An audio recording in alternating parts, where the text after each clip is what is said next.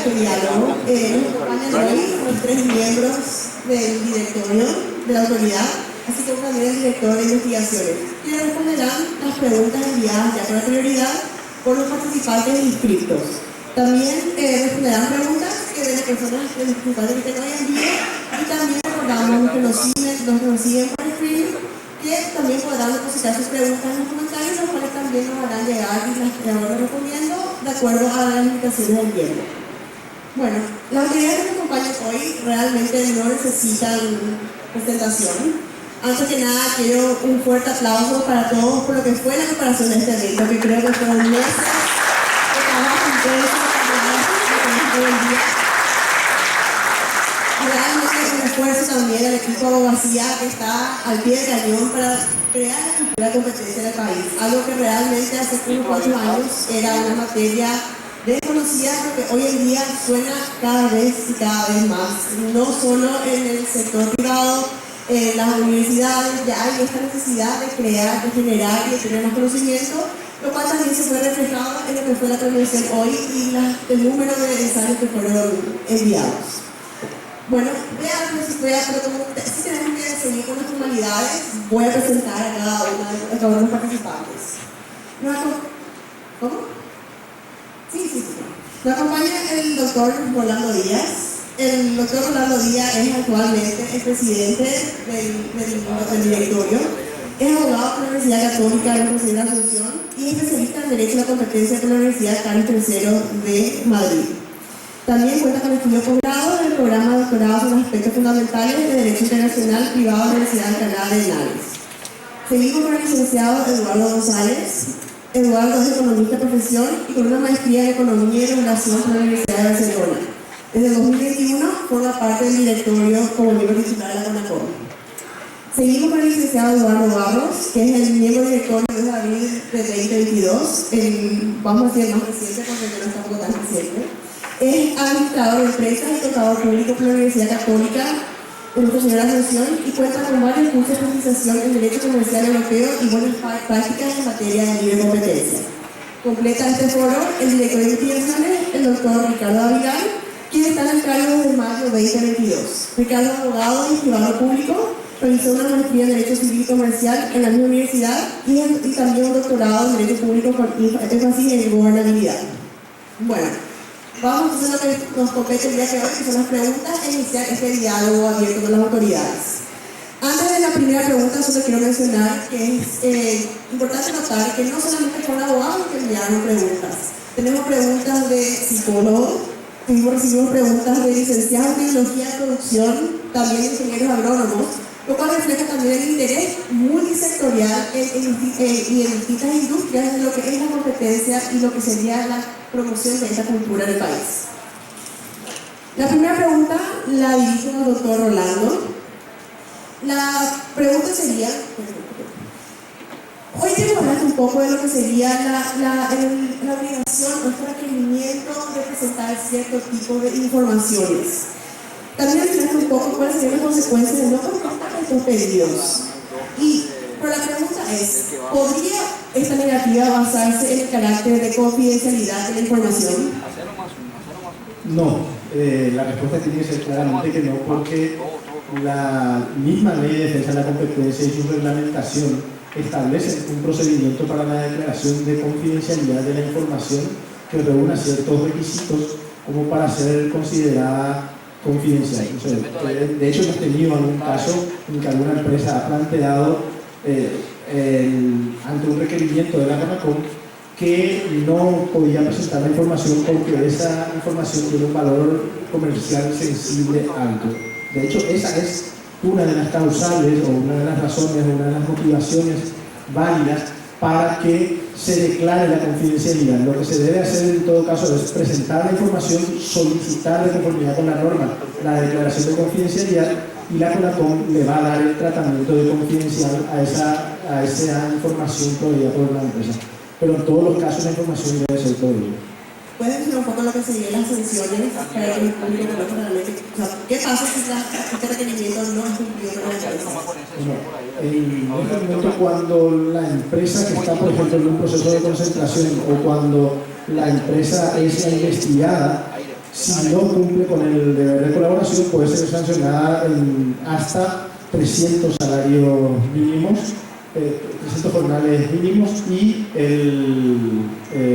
cuando se trata de un tercero, hasta 150. Muchísimas gracias, Rolando. La siguiente pregunta va para el licenciado Eduardo González. Esta tiene un toque un poco más económico, teniendo en cuenta que tenemos un economista del equipo, uno de los economistas. Dice, ¿cómo podría incidir la CONACOM o sus criterios en las funciones de la empresa? O sea, ¿cómo afecta de repente la reglamentación a la empresa y su posición de lo que se ve en el mercado? O sea, ¿hay restricciones? ¿Es más libre o tiene que tener en cuenta? ¿Cómo le va un poco con el tema del cumplimiento? O sea, también tener en cuenta estas funciones. Sí, gracias, Antonella. Bueno, realmente tomo la pregunta analizándola desde este contexto. Desde el momento en que existe una ley de competencia y que existe una norma, decretos y reglamentaciones específicas, evidentemente las estrategias, acciones y lo que realiza una empresa tiene que acomodarse a lo que está establecido en la norma. Es decir, no puede hacer lo que quiera, no puede tomar de repente decisiones que normalmente las utilizaba, pero eso no significa que se cercene su libertad, porque tenemos que recordar que nos basamos siempre en la libre competencia, en el libre comercio. Simplemente lo que se busca a través de la norma y de defensa de la competencia es evitar que las acciones que realizan las empresas, y ojo con esto, que tengan poder de mercado, que fue lo que hablamos hoy en el primer panel de la mañana, sean aquellas que puedan realizar acciones que atenten contra los criterios de competencia. Por lo tanto, la respuesta es, de alguna manera la norma implica diferencias en cuanto a cómo se manejaba la empresa.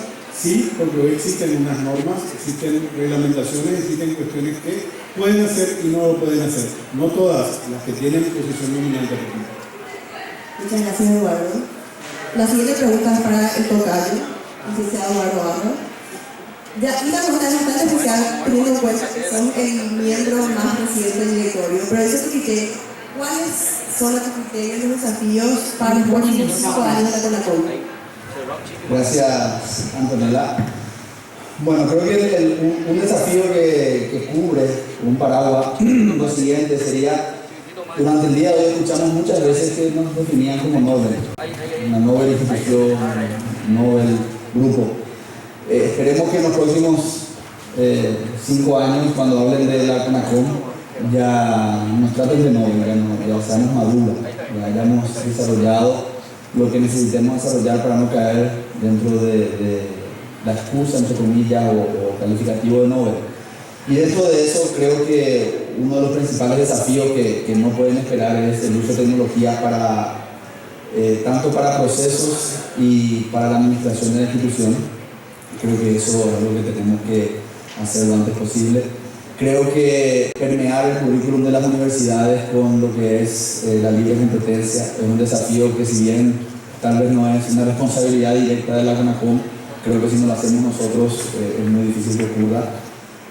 Por otro lado, el acercarnos a los empresarios y a los gremios dentro de la abogacía, así como el tema de las universidades, para romper o transmitir la cultura de la libre competencia.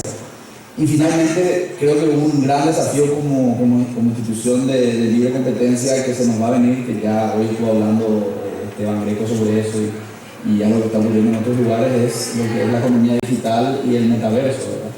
Como si nos llega a venir un caso sobre eso aquí a la CONACOM hoy, ¿cómo será que vamos a administrar? Entonces creo que son algunos desafíos que se vendrán en los próximos 5 años y que se vendrán dentro de los próximos 5 años. Es un desafío no solamente para ustedes, sino para todas las competencias que hacen el tema de innovación y tecnología. Todos los días escuchamos algo nuevo sobre eso, así que vamos a ver qué está diciendo. Cambia todo más en 5 años, porque hoy es nuevo, en 5 años va a ser de vuelta la regla. Tengo una pregunta ahora un poco lo que es el brazo de investigaciones, que es el doctor Ricardo Gavilán.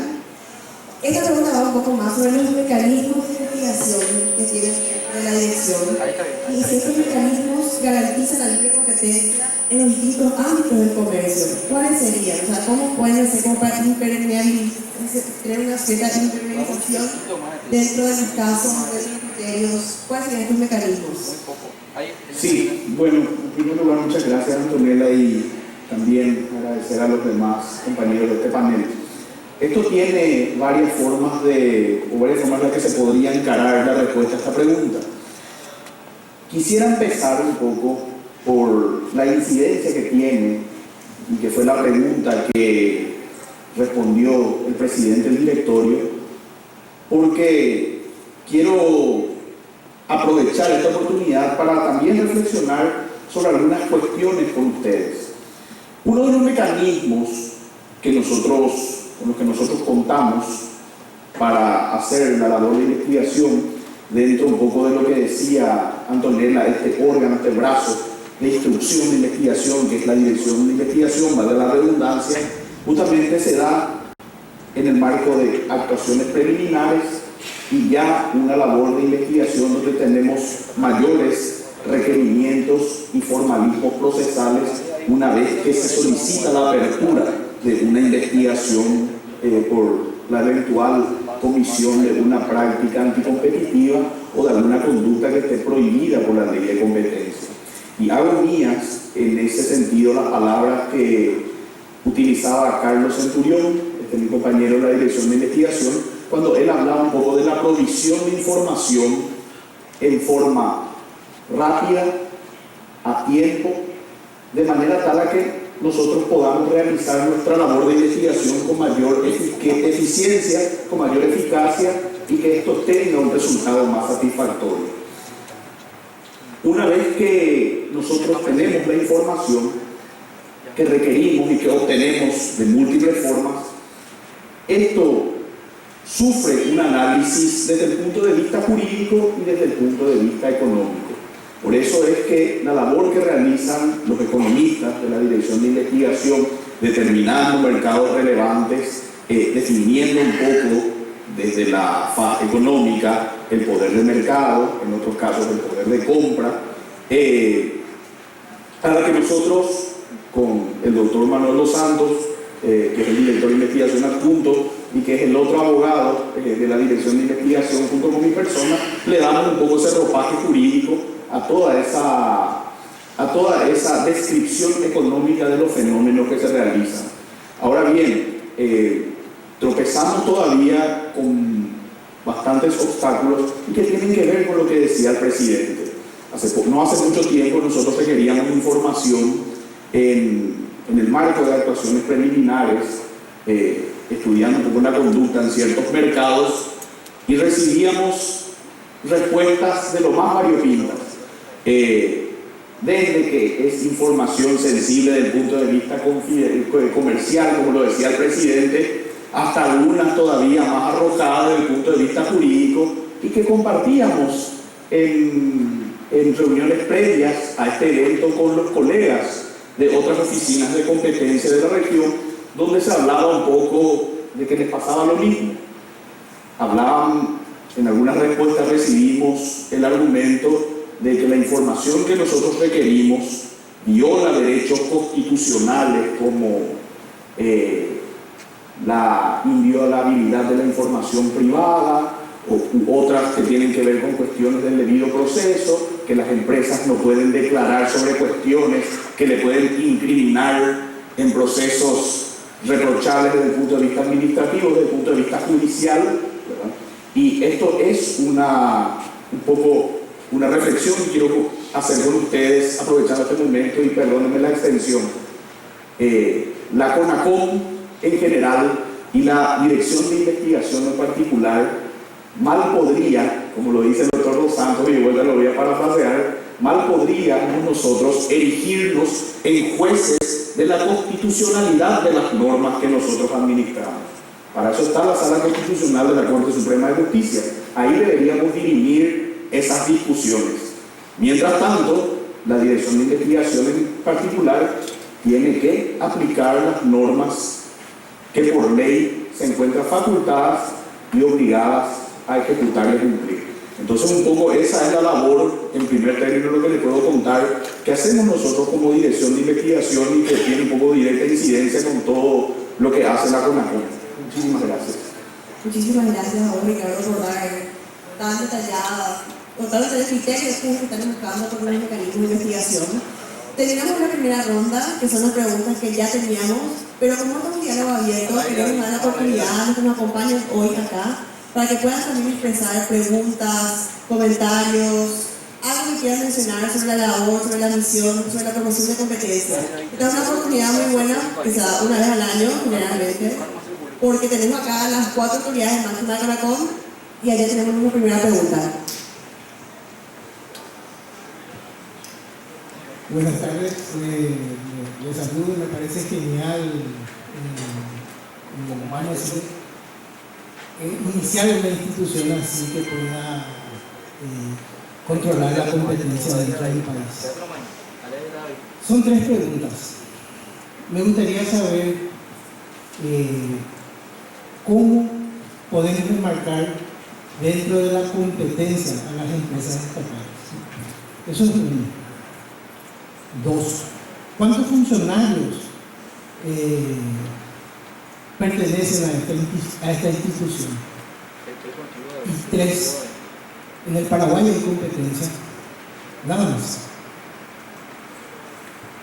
Muchas gracias. Creo que la última pregunta es la más idiosa. Creemos que sí, consideramos que sí, pero no sé si quieren empezar por la última y vamos en orden al revés. Rolando, ¿quieres especial la competencia? Por la última. Por la última, sí, en Paraguay hay competencia. Bueno, en Paraguay evidentemente hay competencias, efectivamente tiene que haber competencia y si no hubiera competencia, entonces nosotros no deberíamos presentarnos aquí, ¿no?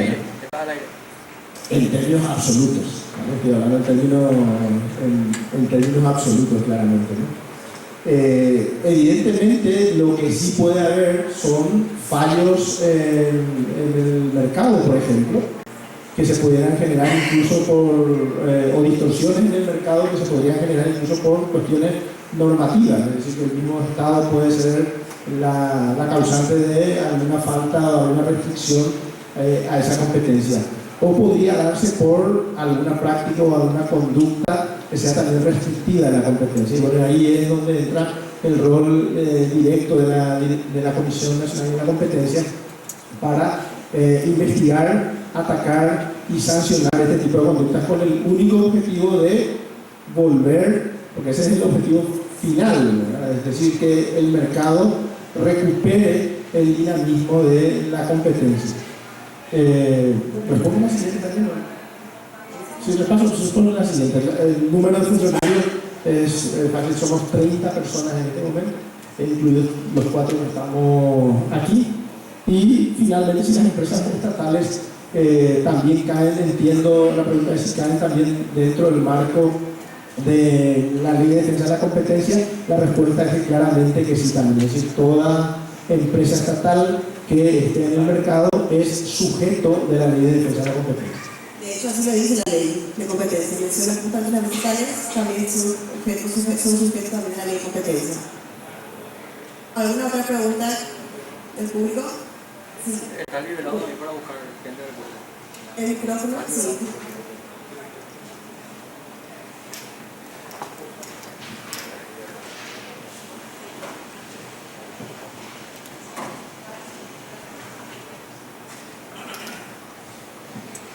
Buenas tardes. Directamente quiero contarle al profesor Rivas que justamente en los congresos internacionales que hemos participado a través de nuestro profesor también de cátedra, 2 preguntas específicas. Primero, ¿en qué beneficia al pueblo paraguayo desde el punto de vista de la creación de la Comisión Nacional de Competencia internamente y externamente? Y la segunda pregunta es, ¿se sienten ustedes los miembros independientemente desligados de otras instituciones? Porque justamente hace rato hice una pregunta y creo que ahora quiero redondearla. en el sentido de que a partir de ahora, con los concursantes y todo este tema, necesitamos también la preparación de varios profesionales, en eso me incluyo yo y otros compañeros que participamos hoy, ¿verdad? De que esto sea una cuestión de una comisión dinámica para que también, como dijo uno de los miembros, que no sea Nobel, que esto sea algo que vaya mejorando cada día. Entonces, nada más esa otra pregunta, profesor, hago esa consulta porque sufrimos algún impasse en Buenos Aires con las autoridades de la policía de allá a la guía de nuestro Congreso, donde muchas veces se habla de un tema de convenio, acuerdo internacional del Mercosur, pero no se cumple. A eso no me quería referir, profesor, y muchas gracias por darnos la oportunidad de participar. Bueno, en primer lugar, el profesor Rivas anda por ahí. Yo soy el profesor Gavilán, pero de todas maneras respondo la pregunta. Muchas gracias por la pregunta. Realmente hay que señalar un poco lo siguiente. Un clima de competencia, como lo desarrollaba el ministro Castiglioni en el discurso inaugural de esta jornada, baja un poco a tierra aquel precepto de la Constitución Nacional que habla un poco de la libre competencia, de la apertura de los mercados, y esto tiene directa incidencia en la vida de cada uno de nosotros, porque como lo debatimos nosotros en el seno de la Comisión Nacional de la Competencia, esto tiene como uno de los beneficiarios directos al consumidor final. ¿Qué es lo que somos todos nosotros? ¿Qué es lo que permite un clima de libre competencia en los distintos mercados a nivel nacional? Permite que usted o cualquiera de nosotros podamos adquirir bienes o podamos ser beneficiados con un servicio que tenga que ser de la más excelente calidad a un precio que podamos considerarlo razonable para nosotros los consumidores. Porque si uno presenta, y teniendo como ejemplo un clima en el que existe competencia, como lo decía el presidente, si una empresa que comercializa bienes o presta servicios, otorga o brinda, sea bien, sea servicio, de mala calidad o a un precio que podamos considerar muy por encima del valor que realmente se le puede asignar, entonces el efecto directo que va a tener es que cualquiera de nosotros como consumidores vamos a optar por otras empresas del mismo rubro que compiten con esa, ¿verdad? Y entonces eso nos beneficia a nosotros, que nosotros podemos tener la posibilidad como consumidores de elegir y que podamos elegir bienes y servicios de buena calidad y a un buen precio. Entonces, eso un poco es lo que se gana directamente con un clima de libre competencia. Y ahora bien, la CONACOM, como bien decía el ministro Castiglioni, pero lo hablaba aquí el licenciado Barros, es una nueva institución desde el punto de vista de su funcionamiento. Aquí se habló de personas que estuvieron en el pasado, que han hecho su esfuerzo para que la CONACOM se consolide como institución. Hoy nos toca a nosotros 4 aquí. Pero esa es una labor que también tiene que ver con ustedes y que tenemos que construirlo todos como sociedad. ¿Y por qué digo esto? Y volvemos entre comillas, al plagueo inicial, cuando nosotros requerimos información como CONACOM para poder estructurar los mercados, para poder determinar los mercados, para poder hacer nuestro trabajo, que se materialice esa colaboración que tienen por ley los sujetos de responder y de colaborar con la CONACOM. Y aparte de eso, bueno, surge un poco del interés, porque aquí como nosotros decíamos, no solamente combatimos las prácticas anticompetitivas, sino que hacemos también, como lo definía antes el director González, que lo hablamos entre nosotros, un poco ese proceso de evangelización. ¿Qué es esto? Evangelización, entre comillas, estamos evangelizando sobre lo que es la competencia para que todos lo entiendan y para que la sociedad comprenda lo que nosotros como institución estamos haciendo. Y finalmente, con esto cierro, por supuesto que también en las palabras del ministro Castiglioni existe una íntima articulación interinstitucional que nosotros celebramos y agradecemos con nuestras entidades hermanas del sector público con quienes celebramos convenios de colaboración y que nos sirva a nosotros para realizar mejor nuestro trabajo y para potenciar nuestras competencias. Nada más. Muchísimas gracias. Muchas gracias. Y rescato justamente este último punto que mencionaste, que es de la colaboración, porque ese es un punto inicial, un puntapié justamente para poder crecer y para poder colaborar en cómo sería. En el caso que hablaban hoy, el tema de las licitaciones colusorias. Si no hay este ánimo de colaboración con la DLCP o con las voceras de distintos ministerios y entidades, entonces es muy difícil este trabajo. Si ya hay este ánimo de colaborar, este ánimo de aprender, el camino está un poco más, vamos a decir, ya pavimentado para seguir adelante. No va a ser fácil, pero facilita un poco el trabajo. Pero aprovechando, Antonella, el protocolo, me quiero salir un poco del protocolo, ¿verdad? Y con la autorización de la moderadora del panel, que no solamente es una colaboración que se realiza en forma interinstitucional a nivel Estado paraguayo. Recibimos una valiosísima cooperación, y esto es el ejemplo, aquí está el muy querido Juan Luis Cruz Eley de la Junta, que siempre colabora con nosotros, la institución a la que representa colabora muy de cerca con nosotros, la Cámara de Comercio Internacional, siempre nos presta su valiosísima colaboración, también con nuestras entidades hermanas de otros países, las autoridades de competencia de otros países y otros organismos internacionales, no me quiero olvidar de nadie, que realmente le prestan a la CONACOM una invalorable colaboración para que nosotros podamos crecer como institución. Así que eso también yo creo que es importante y es oportuno mencionar. Muchas gracias, Ricardo. ¿Alguna otra pregunta? Allá, de vuelta, tenemos un participante muy interesado. ¿El micrófono se le pueden acercar?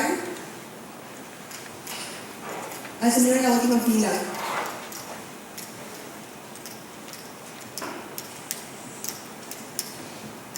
Yo otra vez.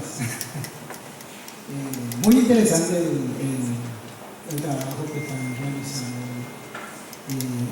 Quisiera hacerle una última pregunta. Quisiera saber cuántas empresas hasta hoy día han sido sancionadas por no encajar en esas normas. Eso es. Gracias. Más o menos encajar sería por infringir las normas. Sí, realmente. Pero, Ricardo, ¿tienes una estadística de eso? ¿Cuál estás a cargo de investigaciones? Realmente yo le quisiera trasladar esa pregunta para no monopolizar justamente la palabra a los que sancionaron. Esa es la beneficia ya, esa es la palabra. Bueno, muchas gracias, Antonella. Realmente es el presidente quien tiene más estadísticas al respecto, pero ya les puedo comentar algunas.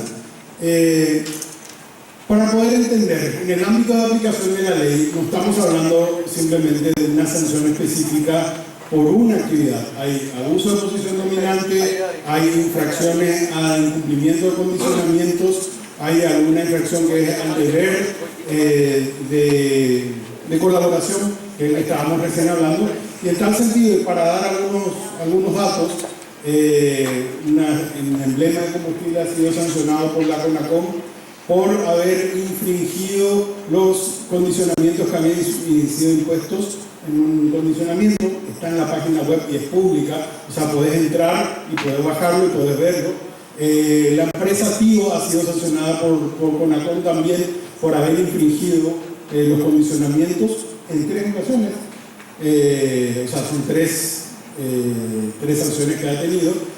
Por falta a la colaboración también han sido sancionadas empresas. Tenemos a un gremio de emblemas de combustible que también ha sido sancionado por la CONACOM, o sea, de los que me estoy acordando. Entonces, tenemos algunos. Y simplemente para indicar algún tema, no soy abogado, soy el economista del grupo y con mi tocayo y colega digamos, le damos un poquitito de una visión no tan jurídica a la defensa de la competencia, pero las leyes no significan nada si no pueden ser aplicadas.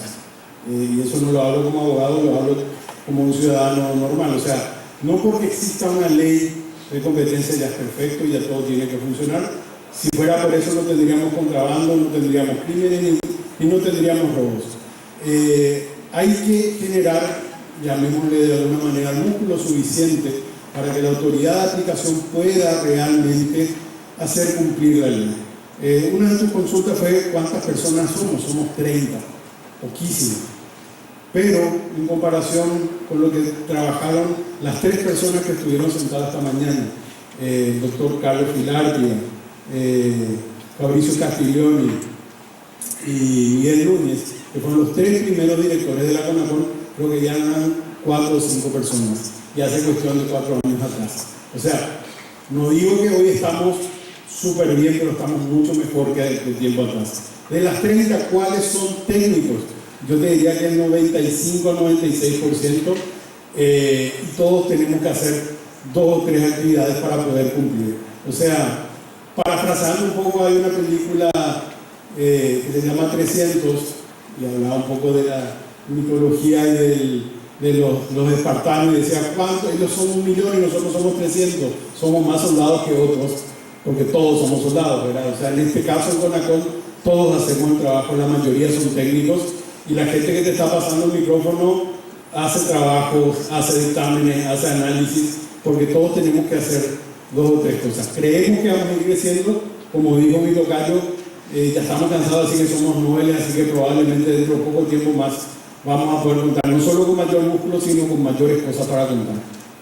Muchas gracias, Eduardo. Y para complementar esto, creo que el licenciado Barros también empezó la palabra. Gracias, Antonella. Antes de complementar, es importante mencionar también que está en la sala el primer director de investigaciones, el antecesor de Ricardo, Gustavo Benítez, y fue parte de este grupo inicial que arrancaron con la labor.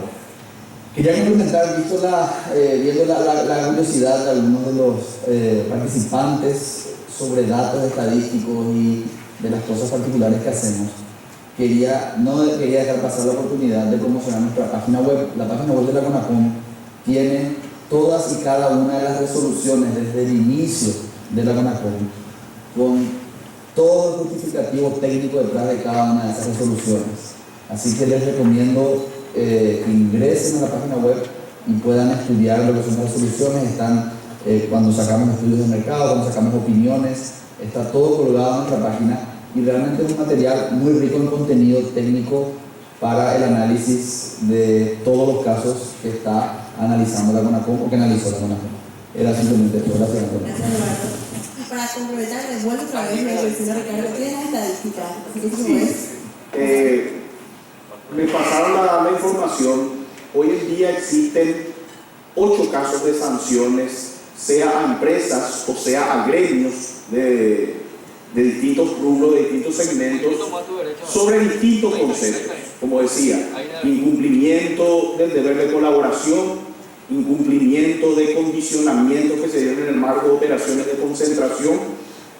¿Por qué? Para que entiendan un poco mejor todos los presentes, quienes se están adentrando un poco en la materia, tenemos que tener en cuenta que la CONACON no solamente estudia casos o situaciones que podrían generar obstáculos o limitaciones o restricciones a la competencia, o acuerdos que se pueden considerar lesivos desde el punto de vista de la competencia. Nosotros también, como CONACON, nos pronunciamos sobre fusiones de empresas, que desde el punto de vista de que esta fusión pueda generar obstáculos a la competencia por crear o reforzar una posición dominante. Producto de todo ese proceso de análisis de una operación de concentración, nosotros le denominamos en términos técnicos, eso puede derivar en 3 escenarios: en la aprobación de la operación de concentración, el rechazo de la misma o la aprobación de la operación con condicionamiento. Entonces, el incumplimiento de esos condicionamientos que se le impone a los notificantes, en este caso, constituye una infracción a la ley de competencia. Entonces, como comentaba el presidente, hubo casos de emblemas, estaciones de servicio, que incumplieron los condicionamientos que le fueron impuestos por la CONACOM, entonces fueron sancionadas por esa conducta o por esa omisión, le podríamos decir en este caso. Entonces, respondiendo a la pregunta puntualmente, son 8 las sanciones registradas a la fecha en diversos conceptos y a empresas de diferentes rubros. Nada. Muchas gracias por la aclaración. ¿Hay alguna otra pregunta del público acá, como para ir ya cerrando, considerando que nos pasamos media hora, pero creo que sí? Fernanda, ¿se puede pasar el micrófono?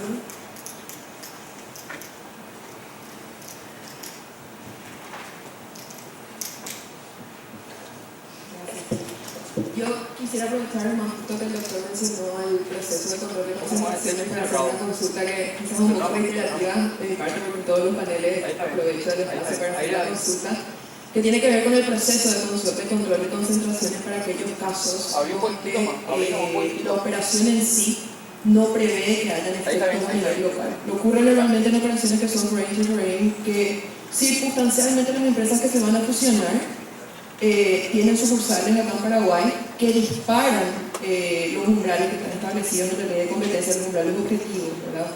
Entonces, desde una perspectiva de compliance, como asesores de las empresas que nos hacen las consultas, siempre recomendamos realizar la notificación, a pesar de que económicamente hablando no haya un efecto previsto a nivel local. Entonces, la notificación se hace normalmente solo por una cuestión de cumplimiento de los umbrales de la ley de competencia, ¿verdad? Entonces, reflexionando un poco sobre la experiencia internacional, también sobre los procesos de fast track o procesos un poco más abreviados para este tipo de casos, ¿verdad? Donde sí existe un cumplimiento de los umbrales, pero no se espera o no se prevé que hayan efectos a nivel local. Quería nada más consultar cómo ve la CONACOM en un futuro relativamente cercano la posibilidad de implementar ese tipo de procedimientos que puedan facilitar por un lado el trabajo del sector privado, de las empresas que se van a fusionar, y también quizás por otro lado el trabajo de justamente la dirección de investigación para hacer los análisis de ese tipo de casos que quizás no requieren tanto un análisis tan profundo como otra operación que sí se prevé que tenga efectos a nivel local. Muchas gracias. Eduardo, va a tomar la pregunta. Libre de ahí. Sí, bueno, en realidad un procedimiento de fast track, o como le dicen los brasileños, de rito abreviado, ya está dentro de nuestro radar y dentro de nuestro objetivo. Lastimosamente, tal vez no llegamos hoy para poder presentarlo, pero auguro y confío que probablemente en el próximo Día Nacional de la Competencia ya vamos a poner como uno de los hitos ya el fast track de la CONACOM, porque consideramos que es cierto, hay notificaciones de concentración que realmente nos damos cuenta. Bueno, no podemos decir lo que tendrá un efecto, pero sí serían mínimos en el mercado, porque normalmente se dan a niveles externos y digamos, el efecto es muy bajo, prácticamente marginal a nivel local. Y en ese sentido, sí, ya te lo digo, es algo que ya está en el radar y no de ahora nada más, sino es una de las cuestiones que necesitamos apurar. Una cuestión también es la falta de presupuesto y dentro de ese presupuesto tratamos de hacer lo más eficientemente posible en los hitos que vamos teniendo. Pero confío y auguro que para el año que viene vamos a poder, y voy a ser uno de los que voy a mover más acá en el directorio para que podamos tener el fast track ya en pleno funcionamiento el año que viene. Muchísimas gracias. Está libre de ahí. Creo que si no hay más preguntas, vamos a tomar la última pregunta que viene de los que están participando vía online. Una palabra que se mencionó hoy 2 o 3 veces, una palabra evangelización, que es relacionada, usada como palabra como para que se diera a conocer la cultura de competencia. Y Gloria Duarte nos pregunta desde el vivo, nos pregunta, ¿cuánto tiempo más estaremos en el proceso de evangelización? Y antes de pasar esta palabra, te da una respuesta corta. ¿Cuánto tiempo más? Siempre. Esto nunca para. Esto es hoy, mañana y siempre.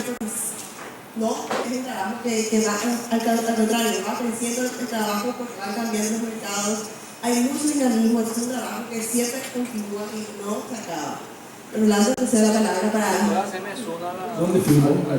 Ya está la respuesta, ¿no? En cualquier caso, creo que lo que seguramente el tono de la pregunta iba un poco también dirigida a cuánto tiempo más puede ser esa la excusa para estar donde estamos. Realmente creo que hay un consenso en el equipo, aquí en todo el equipo, el conjunto de la comisión, es que tenemos que dejar de ser jóvenes, niños chiquititos, bebés, y por lo menos decir en el corto plazo que somos, que estamos superando la pubertad y que por lo menos vamos a ser adolescentes, ¿no? Y a ver si un poquito más somos adultos en esta materia. Así que, pero es verdad, esa evangelización, aunque lleguemos a esa adultez, a esa madurez, creo que seguirá y tendrá que seguir. Muchas gracias. Quiero dar la palabra a Juan Nobel, entonces para las próximas, después de la competencia, esperamos ya la graduación de ese Nobel. Pasar ya a la siguiente etapa, al siguiente ciclo escolar. Bueno, si no hay otra pregunta, Rolando, ¿hay una pregunta? ¿No? Ok. Rolando, como presidente, te cedo la palabra para hacer unas últimas palabras de lo que querés funcionar como autoridad de competencia para el público. Bueno, realmente, primero que nada, creo que este foro, la última etapa que lo estamos haciendo, es algo que queremos institucionalizarlo, es la segunda vez que lo estamos haciendo. Es importante, es un espacio en el que eliminamos todas las barreras que en realidad no existen, pero a lo mejor en muchos casos estamos lejos de la gente y queremos que seguir, por lo cual agradecemos la intervención de la gente. Si les parece bien y si no me dicen otra cosa, puedo ir cerrando también el Día Nacional de la Competencia. Yo sencillamente quiero reiterar los agradecimientos, a los amigos, colegas del exterior de otras agencias de competencia por acompañarnos en este día, por hacer un bonus track a la estancia que tenían prevista a partir del día de mañana, regalarnos ese día, regalarnos sus experiencias, darle jerarquía a nuestro Día Nacional de la Competencia. No puedo evidentemente dejar de agradecer a Cela en la persona del embajador. Muchísimas gracias. Realmente para nosotros es un verdadero honor que nos hayan permitido desarrollar a partir del día de mañana la reunión del Grupo de Trabajo de Comercio y Competencia.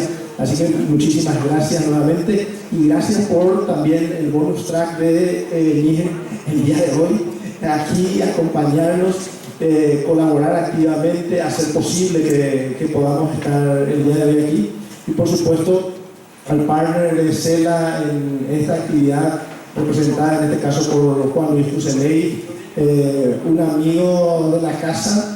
Y realmente, como tuve oportunidad de señalarlo en Ginebra en el mes de junio, realmente el rol de UNTAC y el rol de Juan Luis en particular, porque al final las instituciones son las personas las que terminan dándole una cierta impronta, nos ha permitido muchísimas cosas en términos de desarrollo institucional. Nos está permitiendo dar pasos un poquito más rápido de lo que podríamos darlo por cuenta propia, ¿no? Es decir, eso que tanto estamos repitiendo de los Nobel de la juventud y de que queremos crecer, pues nos está permitiendo eso. Y decía en aquel momento que una cuestión fundamental es que UNTAC como tal nos apoya, pero sobre todo que nos ha abierto las puertas y ha permitido acercarnos con eventos como esto, y también se lo digo al Cela, que nos permiten estar en contacto con otras autoridades de competencia, con otras instituciones de competencia, nos permiten conocer experiencia de otros, ver que las situaciones que atravesamos nosotros con otras instituciones relativamente jóvenes también como nosotros, que estamos más o menos en el mismo camino, un pasito adelante, un pasito atrás, y con otras que ya tienen años en este tema y que nos permiten, por supuesto, profundizar y avanzar muchísimo más. Tengo que agradecer a todo el equipo y quiero terminar quiero terminar con una imagen, ¿no? Quiero recordar a John Hammond. ¿Quién fue John Hammond? Yo estoy casi seguro que nadie sabe quién fue. Aquí, ¿verdad? Si hay alguien que lo sabe, me va a chafar me va a echar atrás, ¿verdad? Pero seguro que nadie sabe. Nadie sabe, ¿no? Bueno, o son condescendientes conmigo, que acabe ya con la historia, ¿verdad? Ahí está. Bien, Edmund Hillary probablemente ya suena un poquito más.